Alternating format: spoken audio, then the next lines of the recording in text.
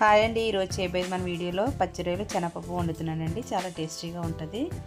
మీరు కూడా ట్రై చేయండి. అలా ఫస్ట్ టైం కానీ మన ఛానల్ ఎవరైనా కొత్తగా చూసినట్లయితే సబ్స్క్రైబ్ చేసుకోండి.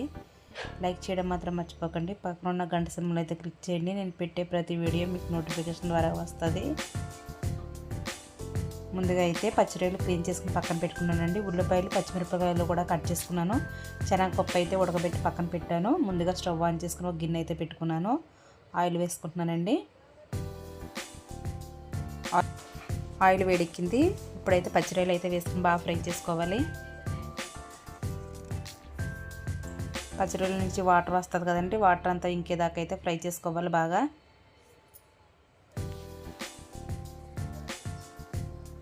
ఇలాగైతే ఫస్ట్ కానీ పచ్చిరొయ్యలు వేపుకున్నామంటే టేస్ట్ చాలా బాగుంటుంది. ఇలాగైతే ఒకసారి ట్రై చేయండి. చూడండి ఎంత బాగా అయితే వేగనియో, ఇలాగైతే వేగాలి.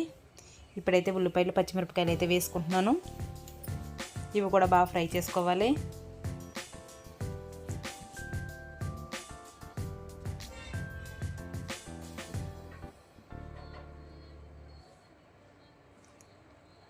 ఇందులో కొంచెం పసుపు,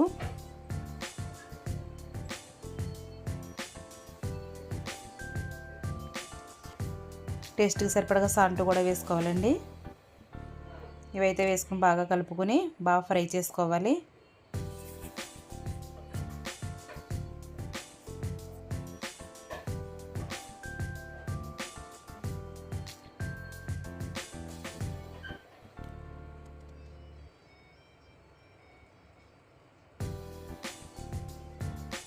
మూత అయితే పెట్టి ఒక 5 నిమిషాలు బాగా ఫ్రై చేయాలండి. బాగా అయితే ఫ్రై అయినాయి.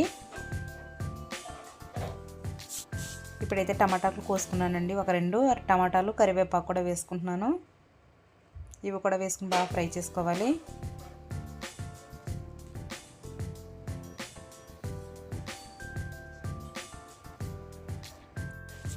ఇవైతే బాగా ఫ్రై అయినాయి. ఇప్పుడైతే కారం వేసుకోవాలండి. టేస్ట్కి సరిపడగా కారం అయితే వేసుకుంటున్నాను. నేనైతే 1 స్పూన్ వేసుకుంటున్నాను. కారం అయితే పచ్చివాసన పోయేదాకా బాగా ఫ్రై చేసుకోవాలి. ఇదైతే మొత్తం అంతా కలుపుకున్న తర్వాత ఉడకబెట్టుకున్న శనగపప్పు కూడా వేసుకోవాలండి. దీంట్లోనే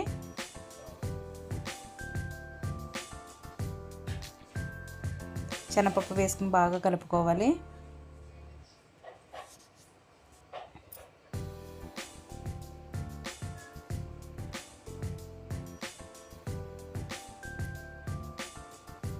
కలుపుకున్న తర్వాత అయితే వాటర్ వేసుకుంటున్నానండి.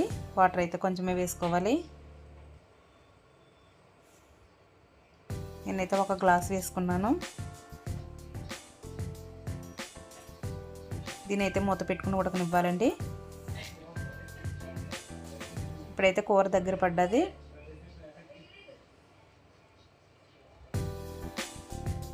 ఒక స్పూన్ అయితే గరం మసాలా వేసుకుంటున్నాను. గరం మసాలా వేసుకుని ఒక 2 నిమిషాలు అయితే బాగా ఉడికించుకోవాలి. అంతేనండి, వేడివేడిగా పచ్చిరొయ్యలు శనగపప్పు రెడీ. లైక్ చేయడం మాత్రం మర్చిపోకండి. Bye friends.